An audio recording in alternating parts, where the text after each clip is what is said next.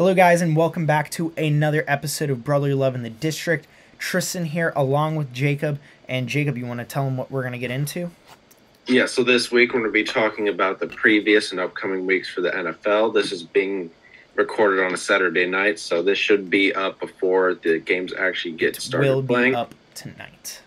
Yes. Going into the NHL, we're still a few games in, and the starts haven't been what we expected from our teams. The Flyers are playing good, and the Caps are in the middle, just stuck at 500. So I want to talk about that. And finally, going on into baseball, the Philadelphia Phillies are in the World Series for the first time since 2009. So how much is it paying you to say that? Not as much as it's going to pain me to say what I'm going to say later on. All right. Well, we'll get to that when we get to it. So we'll start out in the NFL like we always do. And going over last week, Philadelphia was on a bye week, so don't really have much to say there. They got healthy, had a rest, came back and looking for a win this week to continue their undefeated streak. But Washington surprised the world and beats Green Bay 23-21. Yeah, in the first half, around the first half, Taylor Heineke made some of the worst throws I think I've ever seen an NFL quarterback make. He had a pick six. He had a fumble that was going to be returned for a touchdown, but there was a flag, so that saved us. But there's been like 3 or 4 other throws he made that could have easily been intercepted, but he changed in the second half, played great football. And it just seemed like the entire team elevated its play. The offensive line played pretty good. Brian Robinson, 20 carries for 73 yards. Antonio Gibson, 10 carries for 59 yards. That's a great role for him. Explosive second back, and I think the three-headed monster of our backs, Robinson, Gibson, and McKissick, could prove problems. Terry McLaurin had a really, really good game. He scored a very good touchdown, 5 receptions, 73 yards, and a touchdown. Our defense played significantly better. We did not have a sack, but we definitely forced Aaron Rodgers to make some ill-advised throws and to kind of pressure him. So overall, a pretty good game for us, even though it was 21-23. I would like to see our red zone offense capitalize a bit more. There was a few drives where we got to the red zone, but it ended in a field goal. So I'd like to see that be a bit better with Scott Turner's play calling. But other than that,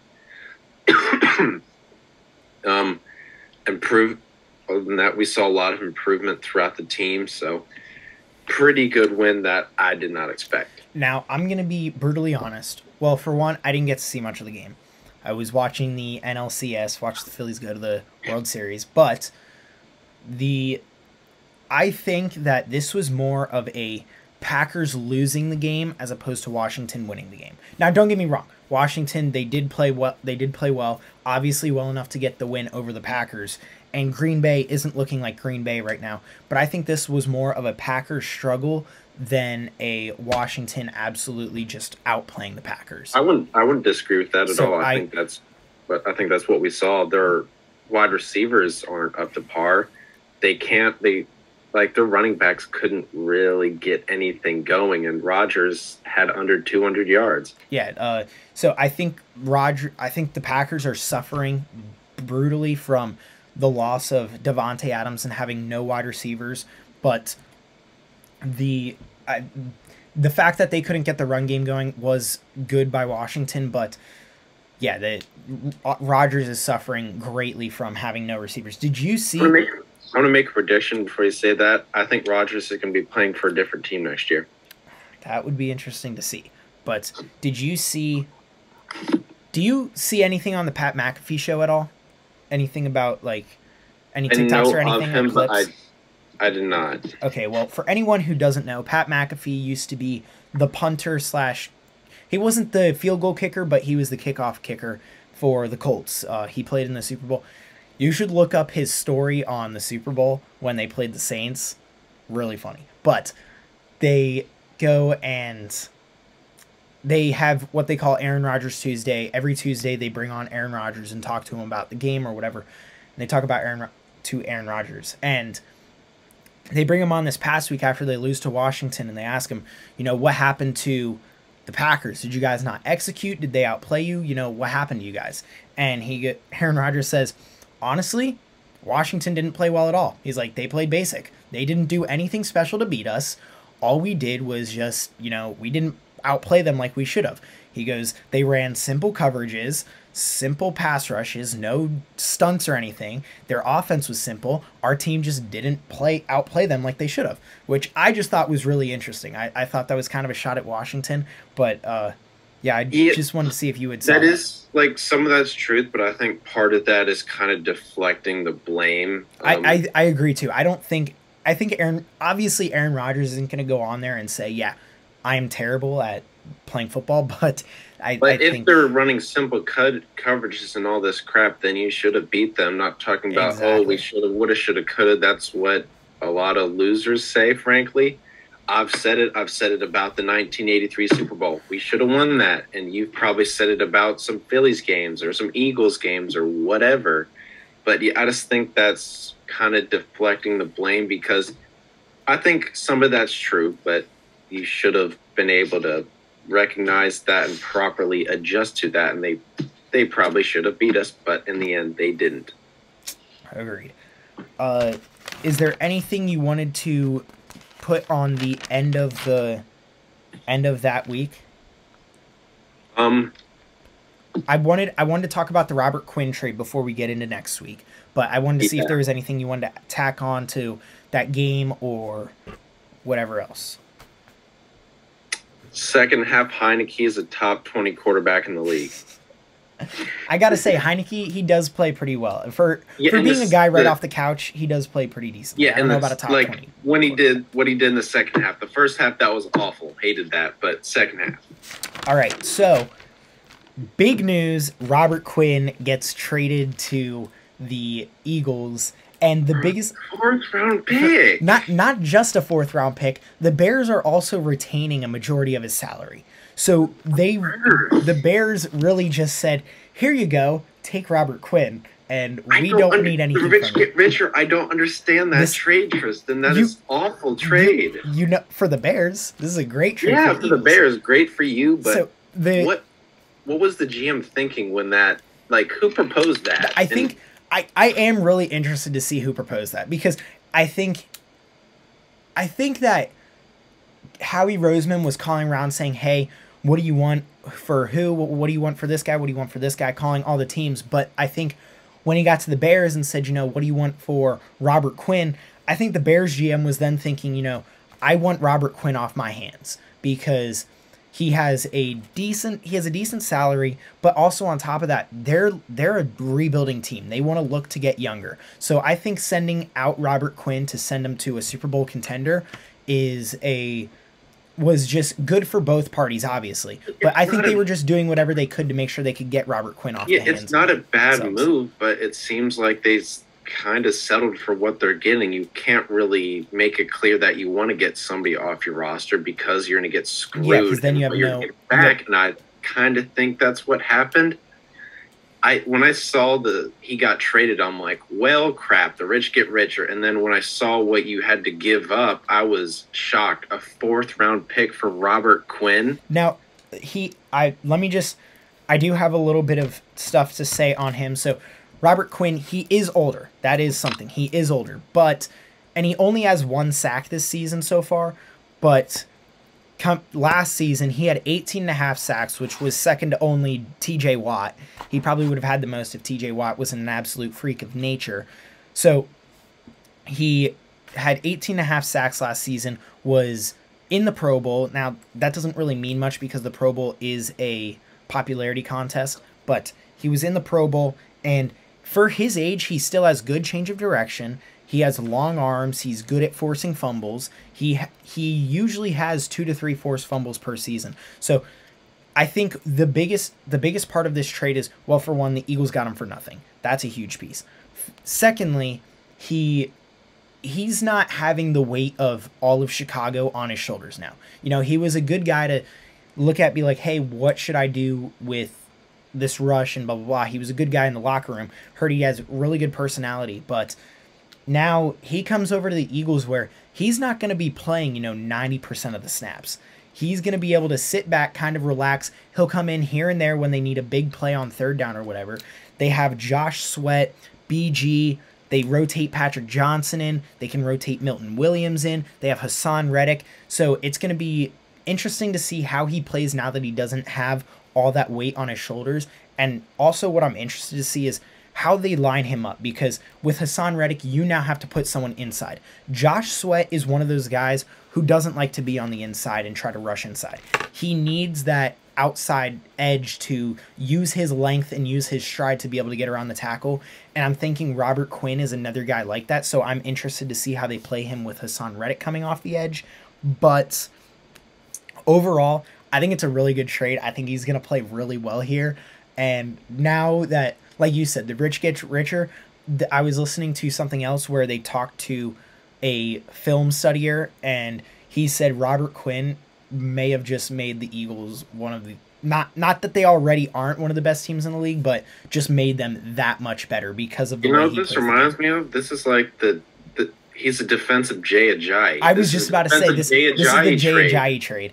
They didn't really need a running back because they had Corey Clement and LeGarrette Blount. They didn't need him, but they didn't need a defensive lineman, but they got him for a bag of peanuts, essentially, compared to the player he is. Guess what Jay Ajayi got traded for?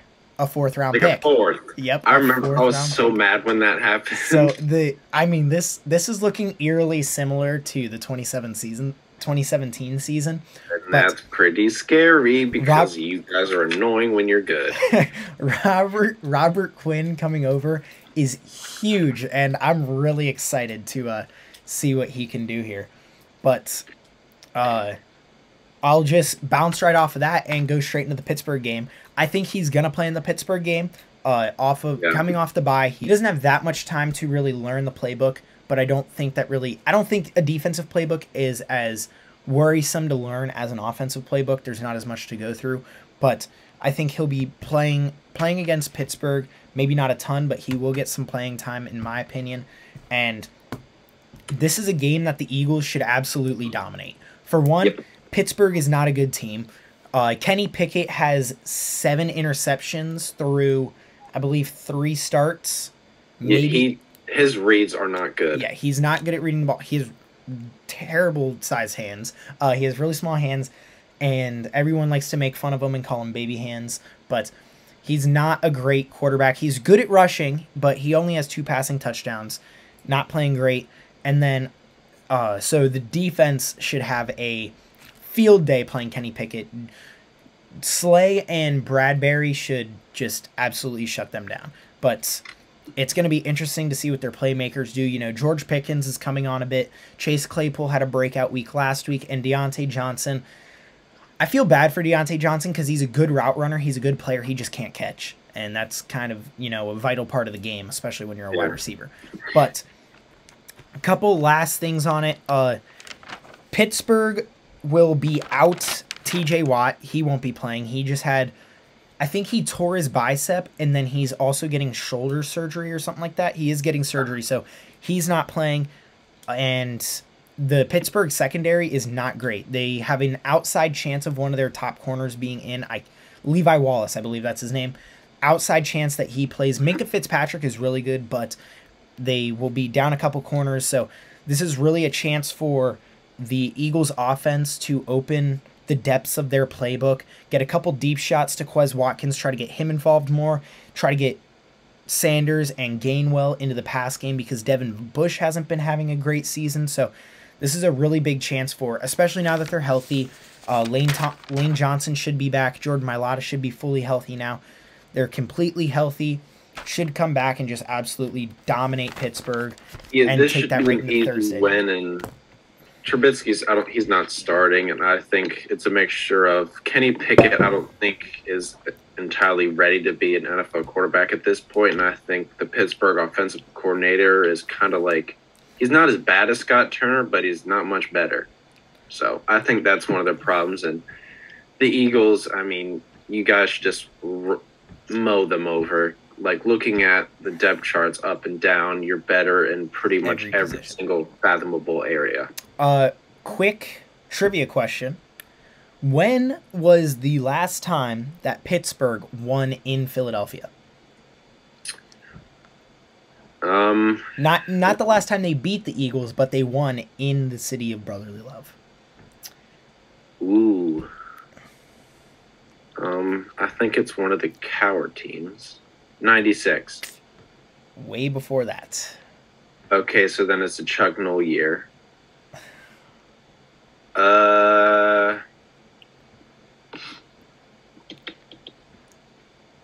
to think if it's one of the earlier Chuck Noll years or one of the later ones in the 80s. Nope, earlier than that. It's 1965.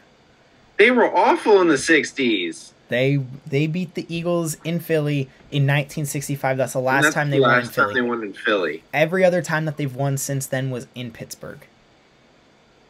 But like the Eagles were like trash and like another quick awful. Another quick trivia question. Do you remember what happened with these two teams in World War II? World War II. The Eagles and the Steelers were actually combined in World War II because they were drafting a bunch of people, obviously, for the war, and they became the Steagles. I want to look up how they did, but for a season they were, I don't remember what city they were in. I want to say it was Philly, but they were the Steagles. They were the Philadelphia. The Steagles. Oh, it was the 1943 season, and head coach is Greasy Neal, Walt Kiesling. Greasy Neal, I believe he's in the Hall of Fame. But yeah, they were 5-4-1. They didn't qualify for the playoffs. But yeah, I'm surprised you didn't know that. I thought for sure you would have known that. Hell no.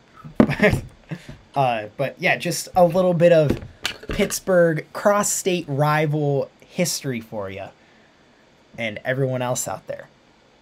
I thought when you said the Steagles, I'm like, all right, is he pulling my leg? What the hell is this? I'm not even joking. Wow.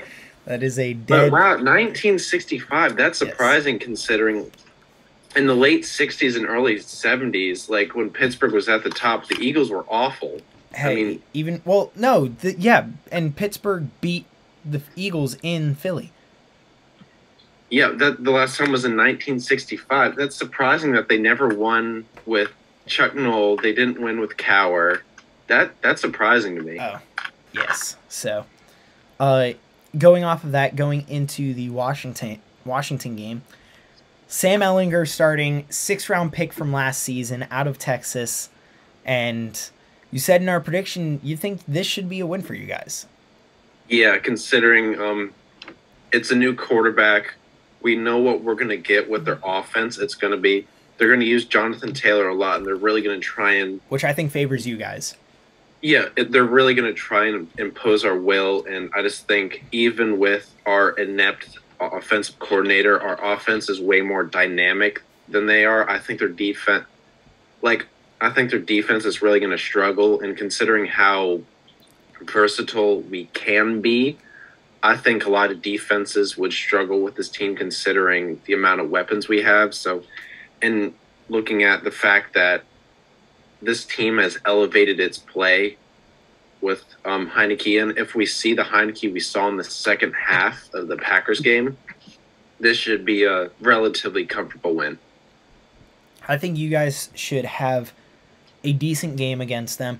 Like you said, the Jonathan Taylor being really the sole piece of the Colts offense, it should play right into Washington's hand. I think Washington should win this game, even though it's in Indy. What's going to be really interesting is you often see with backup quarterbacks coming in and younger quarterbacks coming in, the connection that they have with younger receivers like Alec Pierce. That's going to be an interesting matchup there. Michael Pittman probably won't be as productive as he usually is because you're playing in that practice squad with that receiver over and over and over again. So you're building that chemistry. So I think if they do pass the ball more, which they probably won't, they're going to want to, try to focus on Jonathan Taylor just to kind of ease him into his first NFL start for Sam Ehlinger. I'm going to be interested to see, who he connects with. I believe that for the Colts, big players who will have big games is going to be one, Alec Pierce, and two, the tight ends. Tight ends are a huge safety blanket for rookie quarterbacks. But I think Jonathan Taylor being the sole piece will play right into your guys' hand. You guys can shut down the run and make them pass the ball. I still like the Colts. I'm a big fan of Jim Irsay now, but I'm sorry, we're gonna have to win this game. One last thing before we move on. I forgot to ask for the key of the game for you guys to beat Indianapolis and how you guys can actually win that game. Defensive line. They're going to have to shut down Jonathan Taylor, and once you do that, I think the Colts offense is really going to struggle, especially with the new quarterback. So they're going to need to set the tone. We're going to need to get a lot of run stuffs, and we're going to need, when they do pass, we're going to need to really pressure them and get some sacks. I would have to agree with you. I think defensive line is going to play a big part. Obviously, Quentin Nelson is a game changer at the guard spot, so he is a big piece there. But your defensive line with Jonathan Allen, Daron Payne and Jonathan Allen have been playing lights out this season, really stuffing the middle. So the fact that they have to run the offense through Jonathan Taylor is rough for Indianapolis, and I think that is the big piece for you guys, is the defensive line getting a hold of Jonathan Taylor, not letting him do much more. Now, going to key of the game for the Eagles, I think it's just take advantage of the chances they have. They need to make sure that when they're given a chance, they need to keep it on the gas pedal and don't try to let up, because Kenny Pickett right now, as a rookie, he really has nothing to lose. Yeah. Obviously, they're not going to do anything with him at the end of the season. They're going to keep him because it's his rookie season. They're not going to let him walk too early. So I think if they want to win this game, they need to keep the gas pedal going, because with nothing to lose, Kenny Pickett is going to make some wild choices, and you never know when it'll pay off and actually help the Steelers make a comeback or keep it a close game. So take advantage of the chances you get and don't let your foot off the gas. My key for the Eagles. I'm trying to key in on a single thing. It's not really easy. As I was thinking about it, it's not really easy, because it looks like it should be a really easy game. Yeah, that's the problem. Just pick something, doesn't it? It could be super wide and not really narrowed down to something. Just a broad statement, if you want. Your punter, no, not that. He shouldn't have an effect on the game at all. Yeah. Limiting mistakes. I like you it. You don't want to give the ball away. You don't want to accidentally give up a defensive touchdown or a special teams touchdown, because that's going to give them confidence. And considering how much their offense has struggled to score, you cannot give them any extra points. And if you're able to limit that, then I think you should win the game easily. That really wraps it up for that week. I'm just making sure we have nothing else to talk about in the NFL, which I do not believe we do. Do you have anything else for the NFL? I do not. All right, so let's move over to the NHL. And like you said, two unexpected starts for our teams. The Flyers really playing well, kind of flying high right now, just like the rest of the city of Philadelphia, starting out 5-2, and the Caps sitting at 500. I'm not sure. What are they, 3-3? We're 4-4. 4-4. So you guys sitting at hockey 500. I'll start out with the Flyers real quick. So last time we talked, Flyers were 3-1. They are now 5-2. First off, they had like a 4-day break. They went on 2 back-to-backs in a single week, and then went on like a 4-day break. They beat Nashville 3-0, and then came back out the next day and lost to San Jose 3-0. I think San Jose, though, had a bit of an upper hand there. San Jose played earlier in the day on the East Coast and just had to drive like 20 minutes to Philadelphia. Flyers played later in Nashville, then had to go back to Philly and didn't have as much rest time. So thinking maybe San Jose had a bit of an upper hand there, but they lost 3-0 nonetheless, and they shouldn't have, being that San Jose is a lesser opponent. Yeah. But they have 10 points on the season. Carter Hart, just absolutely insane still. They just played the Panthers and won, and that would put them at 5-2, like I just said. They beat the Panthers 4-3. Carter Hart had 48 saves on 51 shots. And Carter Hart's story of the season is just, he's finding rough areas in the season early in games and going down a little bit, and then after that just absolutely breaking out and playing an insane game and becoming a Stonewall. It's going to be interesting to see. They're actually playing right now, so I want to see who's playing in that game, but I want to see who's playing in this game, because Carter Hart is probably exhausted. He said after that game, like, he was exhausted and he was ready to go home and go to bed because he's just been worked a ton. But Flyers starting out really well, 5-2. They have a couple injured players return. Rasmus Ristolainen's back, Owen Tippett's back, and you're seeing the return of Owen Tippett as he's already producing offense. And then Coots and Atkinson are still not skating, which is kind of worrisome. Sean Couturier was feeling good and skated a little bit, but he must have had some sort of setback because he's not skating anymore and they're not letting him skate, so he hasn't been cleared to play or anything. So kind of getting worrisome there with those two, but at least we got Risto and Tippett back. And even though Atkinson is back, this is a huge pickup. The Flyers signed Kiefer Bellows. He is a former first-round pick 19 overall with the Islanders. He was picked up on waivers, and he's another guy like Owen Tippett with a heavy shot and just has that shoot-first mentality to get the Flyers, try to get that offense going in Philadelphia. So I'm really excited to see him play. He's actually making his debut tonight, right now, as we speak. Nothing going on for them right now, but I'm interested to see how he plays. I think he could be a really good pickup for the Flyers offensively. Yeah, going on to the Caps, we lost 5-2 to the Senators.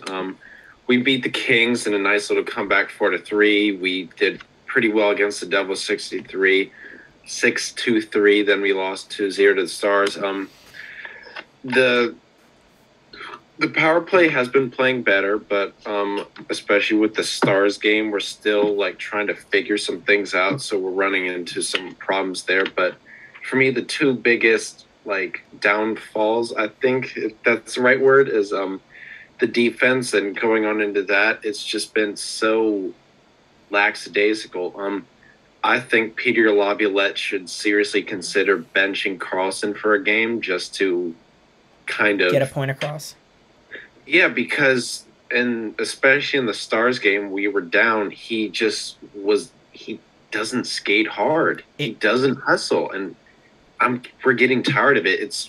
It's pretty much the exact same feeling I had towards the end of Mike Green's tenure.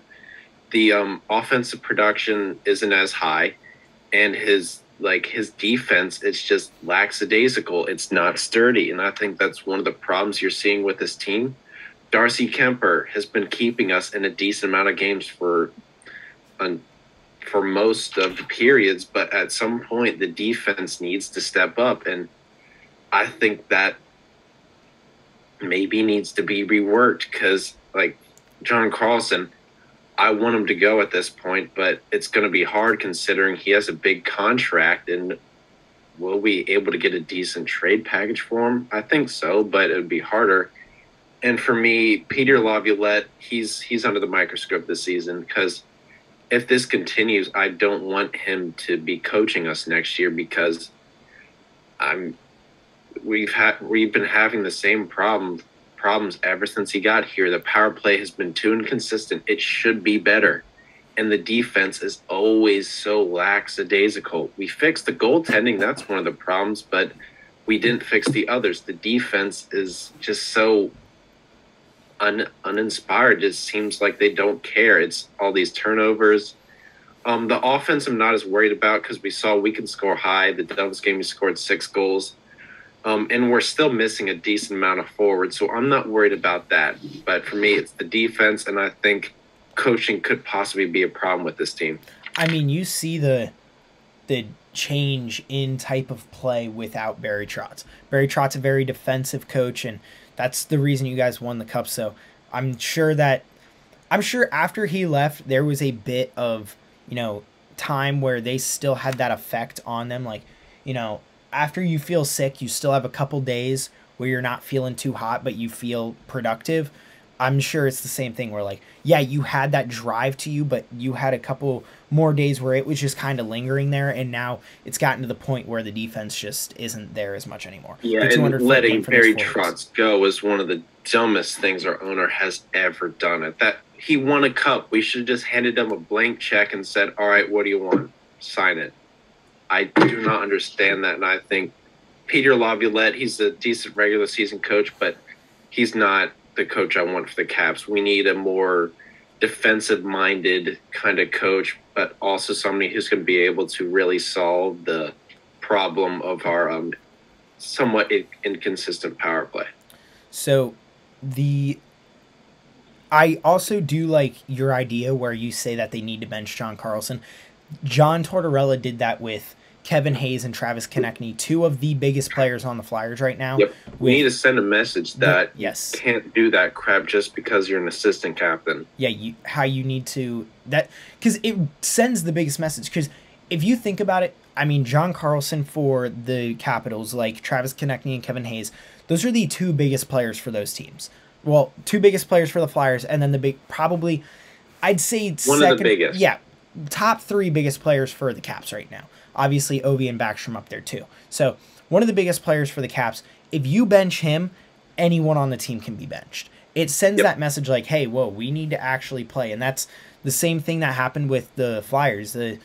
Travis Konechny got benched, Kevin Hayes got benched, and then after that, in the last game, in that Florida game, you saw Travis Konechny flying around, just trying to make sure he doesn't get benched again. I mean, it happened last year too. It's the same message that you need to get across saying, hey, you need to put in work, otherwise we can replace you just as easily as we brought you in. Yeah, and with Carlson, like, he's just so lackadaisical, and every time you see his face, he just looks so, like, monotone and kind of almost uninterested, and I think I did hear that from the Junkies, and I was already thinking a little bit before, but I agree with it because if something's going on in the locker room, he needs to take hold. He needs to say, all right, none of you are above this. Start playing, and I'll start coaching or something like that. We need to see something change because our offense is good. It's going to easily win us some games, but when it goes down to the stretch, if we somehow manage to make it into the playoffs, we're not going to get far with the defense playing as it is. So a couple last things just before we close out here on the NHL. I just wanted to bring up the standings. I know it's still really early because we are only 10 games in, but in the Metro, at the top of the division right now, Flyers with 7 games played, 5-2 at 10 points, which I sent you and my brother. My brother is a Penguins fan. Sent both of you guys the screenshot of the standings and just said, let's go, we're winning the cup. But just because, you got to take in when you got it that you guys are decent. So, but Flyers sitting at the top of the standings, 5-2 with 10 points. New Jersey right under them at 5-3 in 8 games played with 10 points. The Rangers in third, 4-3-2 with 10 points. Carolina in fourth, 4-2-1 with 9 points. Pittsburgh 4-3-1 with 9 points.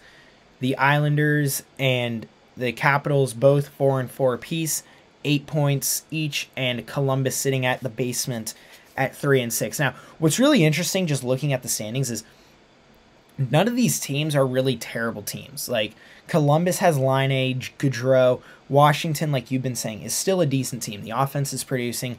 Defense just isn't holding through, and defense wins championships. Pittsburgh got off to a hot start. Carolina is a really complete team. It's going to be really interesting to see long term how the loss of Tony DeAngelo affects them. And Tony DeAngelo coming to Philadelphia and really producing here. already with, I believe, 5 points early in the season. But Rangers need to hop onto their game and get back in their groove. But I think New Jersey and Philadelphia, I think, are both exceeding their expectations. I don't think either of those teams were projected to even be close to the record they're at now. They were probably projected to have the record that Columbus has right now in 3-6. So both of those teams playing way better than they were expected to. And then you see some of the other teams like the Islanders, Washington, Columbus, who should be playing really well, just kind of playing middle of the pack. Nothing too bad, nothing too terrible. It's still early. But yeah, it is really early. You gotta wait. You gotta wait until about 20 games in, 25 games in, about a quarter of the way through. That's when you start to know. Yeah, that's when you start to see how teams are playing. So I'm not getting too excited yet, but a good start does help. And the Flyers are going to be coming up on a big stretch here where you're really going to see the type of team they are. They play Carolina, and as we're recording this, it is Saturday the 29th. So we're recording this a little bit later than normal, but the Flyers are losing to the Hurricanes 2-0, which I'm not even normally I'd be worried about that, but it's still early in there's 3 minutes left in the first, and the Flyers you've seen, they're such a bounce back team this season. Philadelphia has just been showing that they can play through adversity all this season. You see the Phillies doing it after a 5-0 win or a 5-0 deficit yesterday. We'll talk about that in a little bit. And Flyers they've only won one game where they started out with the lead. Every other game, guys have done a credit to Tortorella and your coaching staff and your players. You've done a great job of adjusting in between the periods, and I think we've seen that. Yeah, they have really learned. They're battling adversity. 4 of their 5 games that they've won, they were all down by 1 goal at least to start the game. They never scored first in those games that they win. So they're always coming from behind, so I'm not too worried about that. But like I said, really big stretch for them. They're playing Carolina at home right now as we speak. Then after that, they go to New York on Tuesday, and then they go to Toronto on Wednesday, both of those games at 7. And then they go to face the former captain in Ottawa on next Saturday. So 4 games in a week, 4 in 7 days, with a back-to-back in the middle there. And I'm really interested to see how they play Ottawa. This is going to be a big test for them. Obviously, the New York Rangers, probably the best team in the division. In my opinion, they should win the division. They should. Really good team. Toronto, always a good team with a bunch of offensive weapons in Austin Matthews and Mitch Marner. And then they also have Muzzin on the back end and Morgan Riley. And then Ottawa, they've just stacked up on offense this season. With Drake Batherson, they got Claude Giroux, Alex DeBrincat, their new captain, Brady Tkachuk. So they have a really good team in Ottawa. So this is a really tough stretch for them. And then after that, they got St. Louis, Columbus, and Ottawa again. So it doesn't get much easier for them. This looks like a really daunting schedule, but if they keep playing the way they do, I'm not too worried about the way they play. Yeah. And with the Caps, we play this Nashville Predators in about 15 minutes. I think that'll be kind of a good little litmus test. Nashville's been an odd team this season.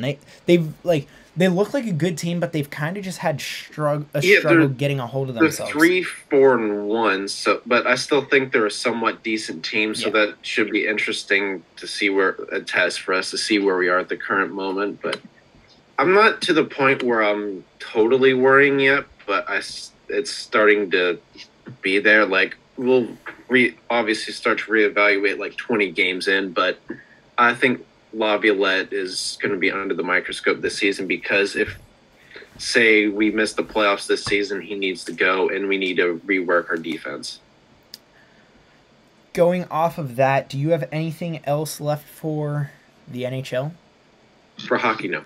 I'm really excited hockey's back. I got to be honest, though. I'm not fully engaged in hockey because in baseball, Phillies are in the something else to worry about. You got a little bit more on my mind. But before we do go into baseball, I did want to shout out Baumburger Food Truck real quick. It's a food truck based out of Loudoun County, where we're from.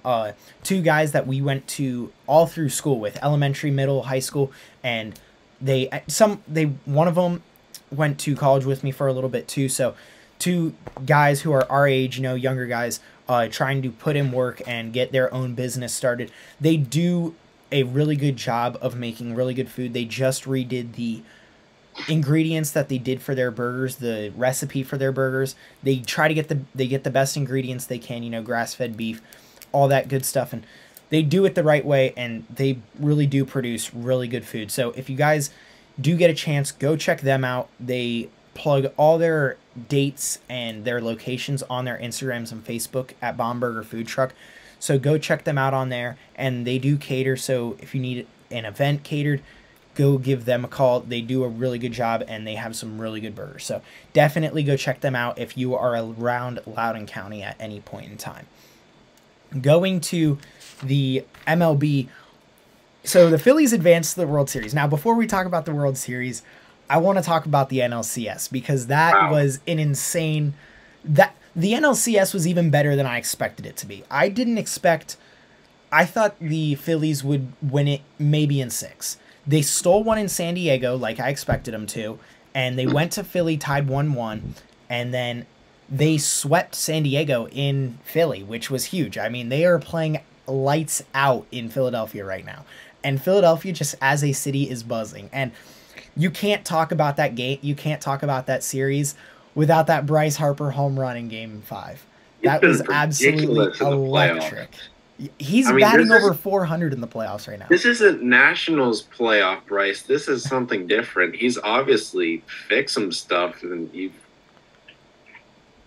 This is just... Did you see the clip where after Game 5, the Phillies GM went up to him? Underpaid? He said, I underpaid you.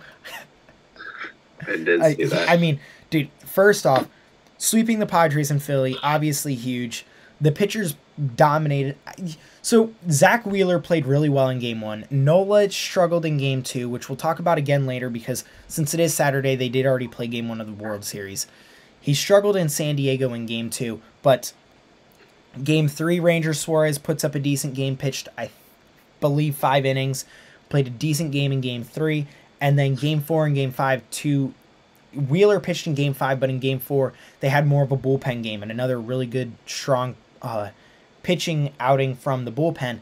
And that's really the story of the turn of the tide, because really the Padres had the better bullpen. The Padres had a really good bullpen, but the Phillies did what they could off of the Padres bullpen and got just enough runs to edge out the Padres at the end. I mean, the games they were winning, they won 4-3 in Game 5.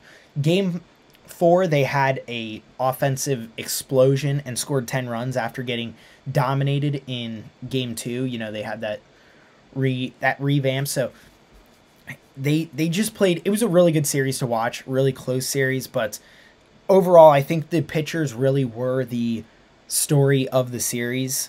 And then, like I said, Bryce Harper comes up with that clutch home run in Game 5. Philadelphia goes absolutely crazy. And that advances them to the World Series, to where they play the Astros. And I saw a stat. When the Astros blew that 5-0 lead, it's the first time it's happened since the Giants did. And funnily enough, Dusty Baker was the manager of both teams. So yeah, I mean, did you have anything to say on the NLCS? Not on. I mean, it's impressive that you swept them in Philly.